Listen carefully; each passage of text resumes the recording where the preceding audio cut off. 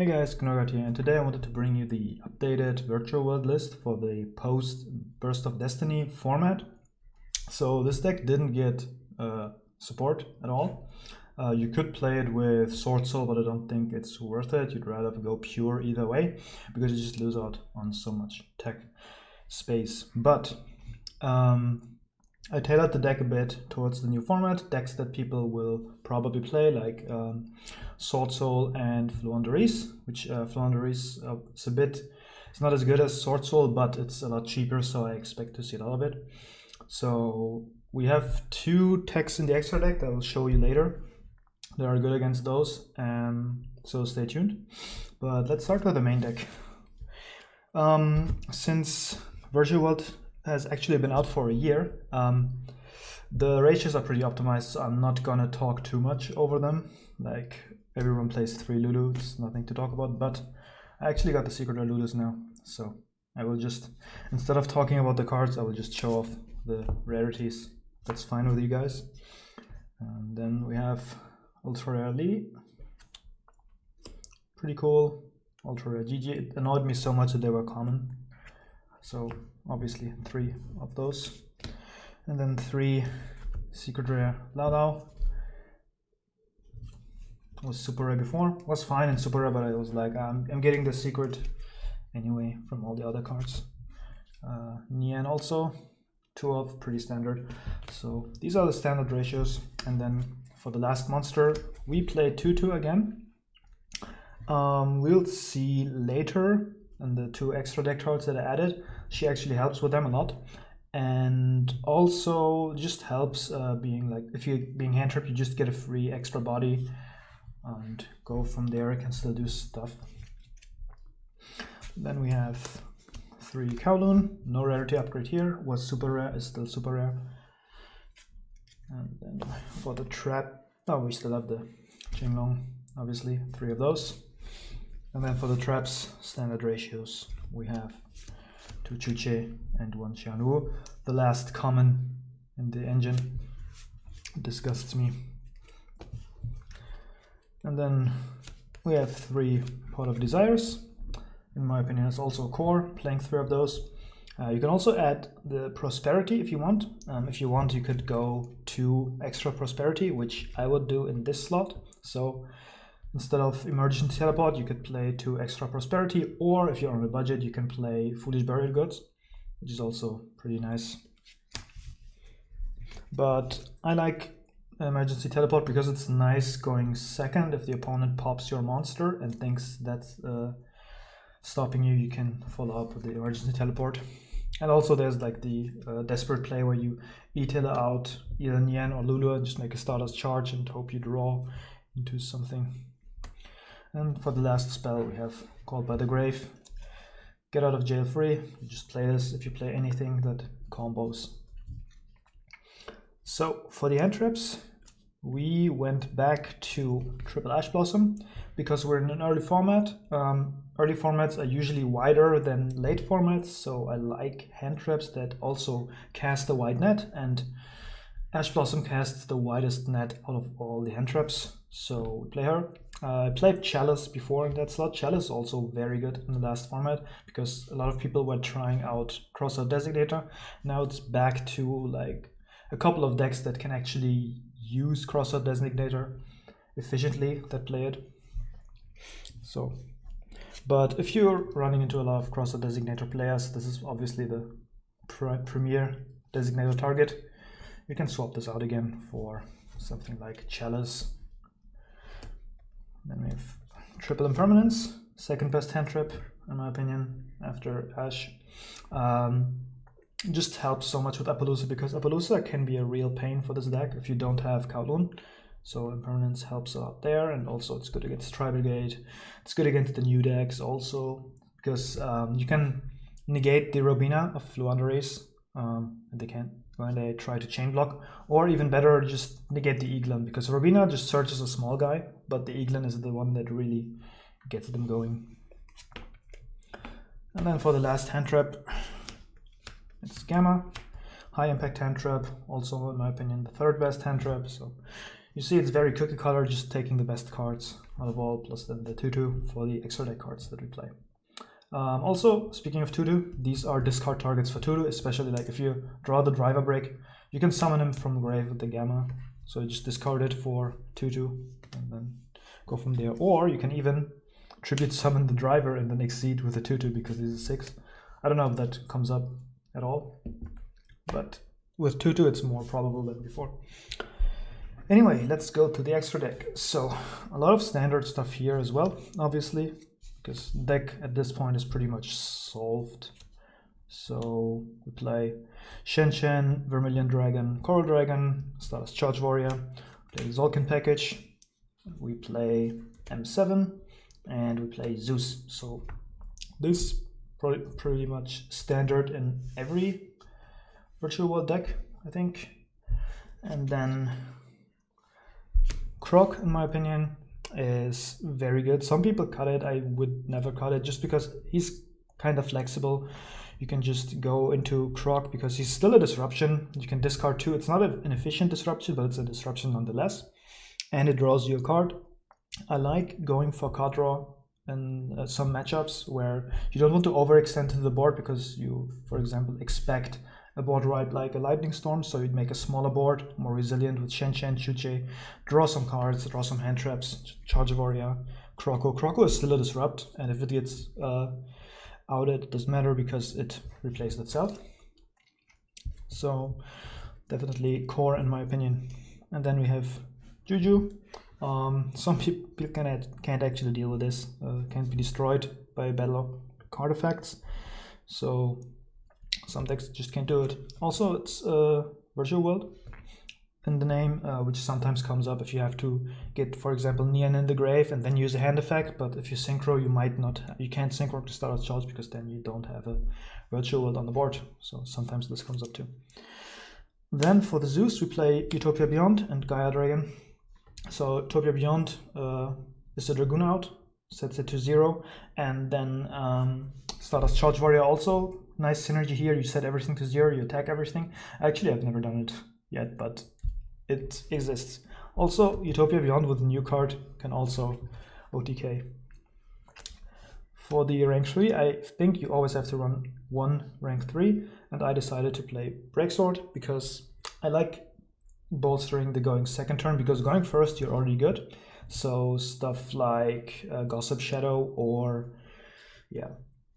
Fortune Tune. I mean, you don't do Fortune Tune turn 1, but something like Gossip Shadow. I don't like the negate because you're not a full combo deck anymore. You're not VFDing your opponent. You rather build advantage, so you don't need the negate from Gossip Shadow.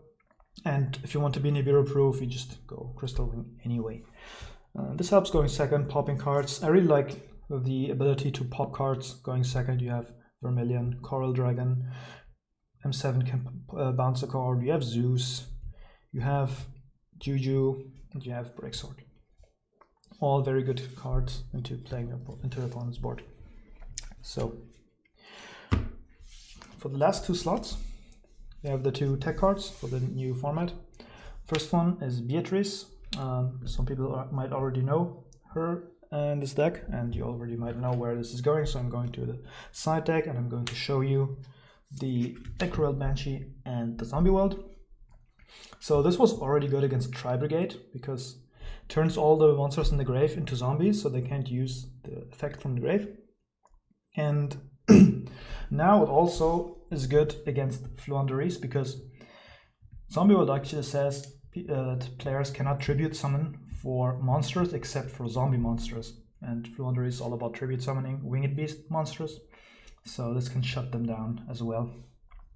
For Sword Soul, this actually only, as far as I know, shuts down some Yang Zing synchros and the level 8 Sword Soul. They can't go into that because that needs a worm, but shouldn't be that much of an issue for them because they would probably have other plays, pop this card, and then go into that synchro. But against Fluanderies and Tri-Brigade, it's really, really good. And also Beatrice, it's in the main because you can also like go 2/2 and send a Qinglong, for example, so you can get it to your place. Just get some extra resources, put in Yan Engrave. And what's also nice about the Banshee play is it's really hard to negate the play. You go Beatrice, in your turn you try to detach, send this to the grave. If they like Valor it, you just do it again in the opponent's turn. Just be careful if you go for a Beatrice play with the Desires, you could actually banish those two. So keep that in mind before you make Beatrice. Or like, use the effect first, just play around it a bit. So that's it for the Beatrice. I'm going to put this back to the side. And the last card in the extra deck is Final Mathmech, Geomathmech Final Sigma. So this card, if it's in the extra zone, it's unaffected by card effects. I actually noticed in testing that all the Flunderies decks I saw that people posted don't have an out to this, because their way of dealing with big monsters is using M-Pen to reduce the attack, and this is unaffected. So M-Pen doesn't boost its own attack, it rather reduces the opponent. So they can't run over this, they can't Book of Moon it, they can't use the other Flunderies big tribute to flip it down, they can't use the trap to flip it down. So until Flunderies finds other decks to deal with these things, this just solos the matchup. And then it's also very, very strong against back row decks, because back row decks also have trouble getting over 3000. The most notable out to this in meta decks is obviously Access Code Talker, but Flunderies can't make it realistically. They would have to have all the monsters on board without using an effect, starting their turn and then going to Access Code, which is just not realistic. So it's just insane versus them. If I know that the matchup is Flunderies, I sometimes just go into this instead of Zolkin, because what are they not going to do? They can Nibiru my whole board instead of this, except this. And then they could crash with the Nib, unless I have Chuche. Like if I have Chuche, I just pop the Nib. But that's their out, crash with the Nib. So, that's the extra deck. Let's go to the side. We already saw the Zombie World package.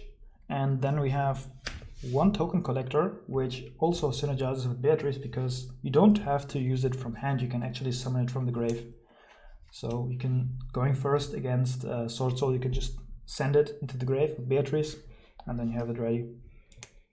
And you could play 3 of these. I will show you later what I would cut in that case, but I thought, okay, if you go first, you just do this.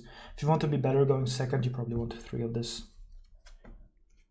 And then next up we have 3 Lancia. I just think turn skipping hand traps are super strong. You could also consider 3 Droll on this side deck, because you have M7 to recycle these hand traps. Lancia, very good against PK, skips their turn. Very good in the mirror, they can't set up Chuche.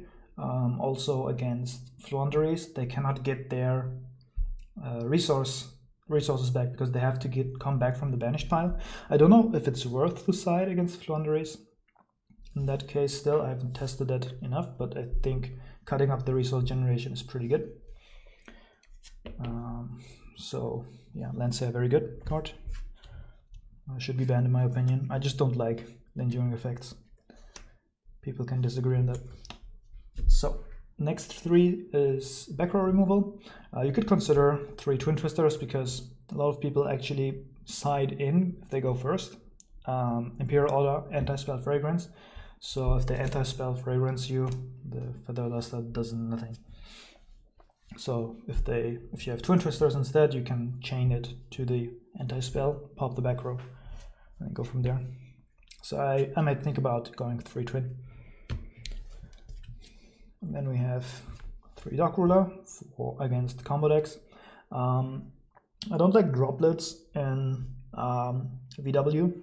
A friend of mine we talk about like cards we could play, and droplet I always think, so this deck after the VFD ban is more about advantage. So using droplet to ditch some cards to negate a board and then play into it. You don't have a lot of 1-card starters or anything, you have like multiple card combos, so not a fan of ditching some cards to break a board. But Dark Ruler pretty good against these types of deck. And then lastly we have Fair and Bennett cards. We have 2 anti-spell fragrance and 1 Imperial Order. Now this definitely should get banned, and I don't think anyone will disagree on that. So if you want to play something else, this is the first thing I would cut, anti-spell fragrance, because it's just like, if you think about it, we have these 3 for going first, and then we also have these 2 for going first, and this can also be used going second, luckily. So you have 5, like 1/3 of your side deck is for going first, which going first is already favored. So maybe you want to bolster your going second play a bit more. You can take these out, put something else in. Chalice is good, for example. More token collectors are good. Drolls are good. You'll find something. All right, this is the VW deck profile. Thanks so much for watching. Let me know if you test the Sigma and if it works for you, if you test the Beatrice if it works for you, and I'll see you guys next time.